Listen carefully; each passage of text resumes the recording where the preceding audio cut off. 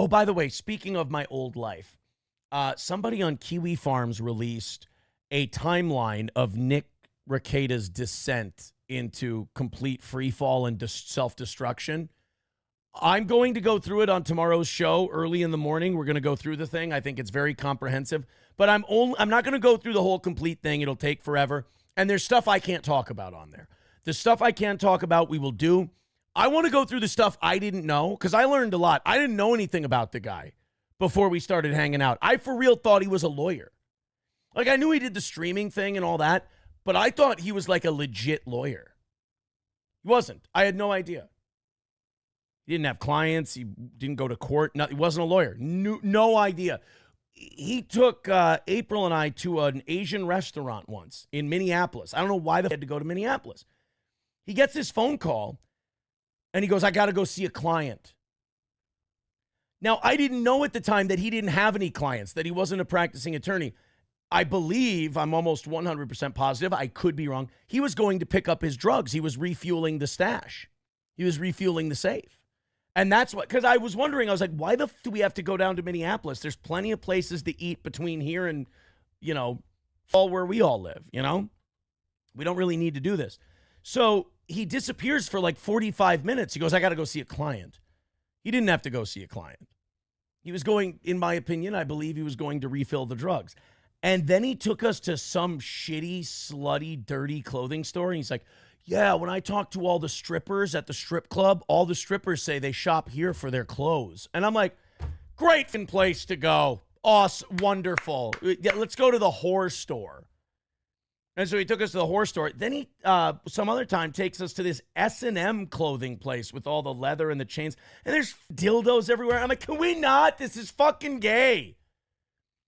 And like, I'm there with April. And I'm like, April, you and I would make fun of a place like this.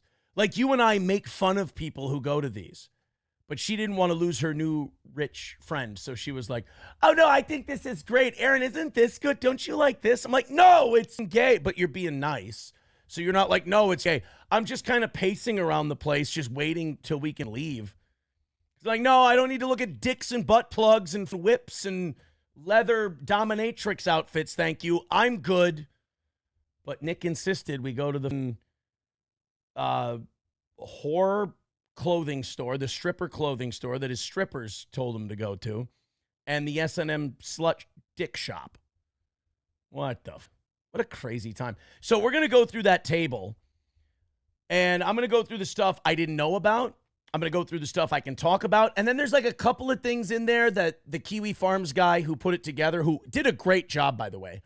But there's a few things I got to correct that are just, they're not wrong. They're just out of order a little bit. I'll put the order back to where it's right because obviously I was there. I'm aware of the timeline. And some of it might be my fault. I might have not been clear.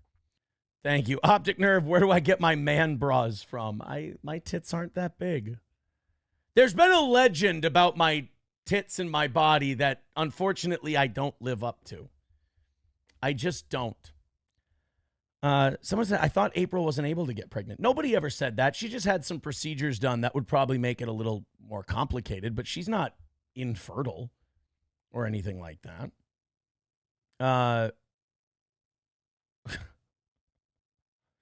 Mr. Me says, it's not the fact that April can't get pregnant. It's the fact that April is a monkey, too, dressed up as April.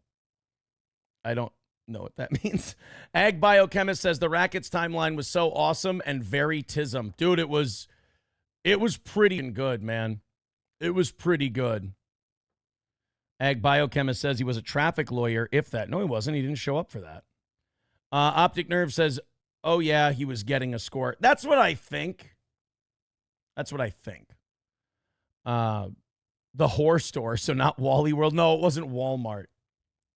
Mr. Me says, hey, Aaron, how many kink clubs did you go to? There was the S&M shop that even I was like, this is gross. I hated that so much I couldn't wait to leave. There was the clothing store that the strippers shop at, this little whore boutique. That's just so... And it was all like that's kind of when I knew that like the drugs and like the access to money and different people was like changing April. because all of a sudden we're going into these places where I'm looking at her like, this is gay, right? Like, this is the gay. And she'd be like, this is so exciting and fun. This is so fun. You know, and I'm like, oh no. Like, that's when you start to go, she's dead and there's someone else here. Cause like that's where I kind of got the thing of she's half herself and then half whoever she's with. Cause I'm like, her and I would we'd have a great time just laughing and mocking how losery and gay this is. Nope. So how many kink clubs do we go to? I don't know. What do you consider a kink club?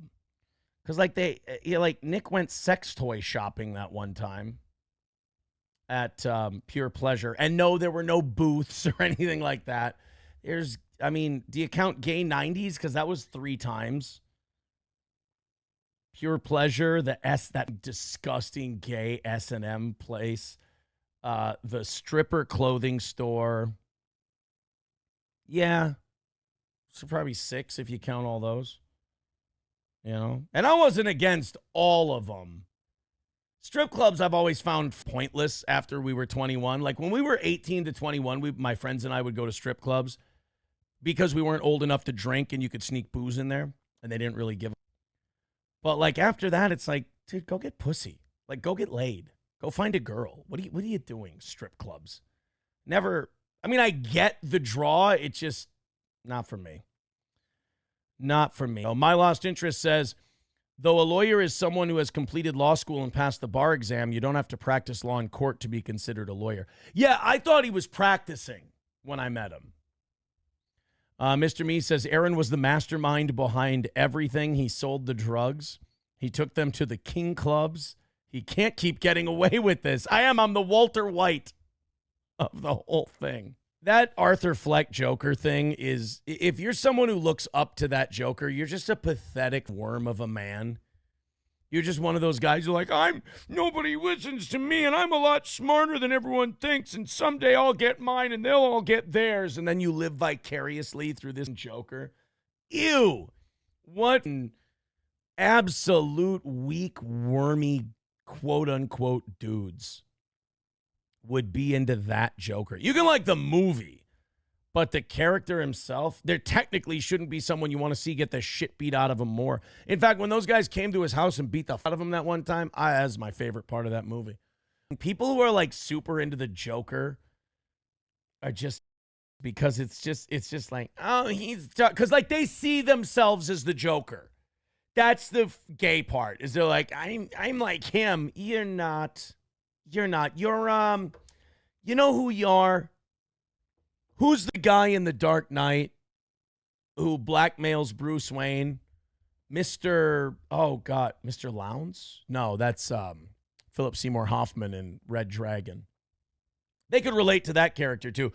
But all these pathetic needle dick guys who think they're the Joker, they're, somebody's going to come up with that guy's name and it's going to drive me nuts. The accountant who threatened to expose Bruce Wayne as Batman if he didn't get millions of dollars from Lucius Fox. We'll get there. Why You Mad says, I am chaos. Yeah, that's gay shit like that. People who think that they're chaotic, like the Joker. Are you?